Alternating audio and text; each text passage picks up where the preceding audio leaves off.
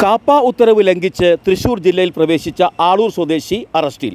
മാനാട്ടുകുന്ന് പേരിപ്പറമ്പിൽ വീട്ടിൽ രതീഷിനെയാണ് തൃശൂർ റൂറൽ ജില്ലാ പോലീസ് മേധാവി ബി കൃഷ്ണകുമാറിൻ്റെ നേതൃത്വത്തിലുള്ള അന്വേഷണ സംഘം അറസ്റ്റ് ചെയ്തത്. ഒരു വർഷക്കാലത്തേക്ക് തൃശൂർ റവന്യൂ ജില്ലയിൽ പ്രവേശിക്കുന്നതിന് സഞ്ചലന നിയന്ത്രണ ഉത്തരവ് നിലനിൽക്കെ ആയത് ലംഘിച്ച് കഴിഞ്ഞ ദിവസം ആളൂർ പോലീസ് സ്റ്റേഷൻ പരിധിയിലെ മാനാട്ടുകുന്നിൽ പ്രവേശിച്ചതിനെ തുടർന്നാണ് രതീഷിനെ തൃശൂർ റൂറൽ പോലീസ് അറസ്റ്റ് ചെയ്തത്. നടപടിക്രമങ്ങൾക്ക് ശേഷം കോടതിയിൽ ഹാജരാക്കിയ പ്രതിയെ റിമാൻഡ് ചെയ്തു.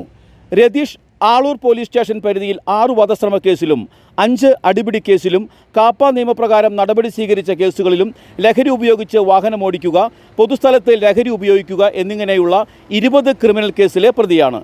Aloor police station SHO KV Harikuttan, SI Manu P Cherian, CPOമാരായ ആദർശ്, അരുൺ, ആദർശ് എന്നിവർ ചേർന്നാണ് പ്രതിയെ അറസ്റ്റ് ചെയ്തത്.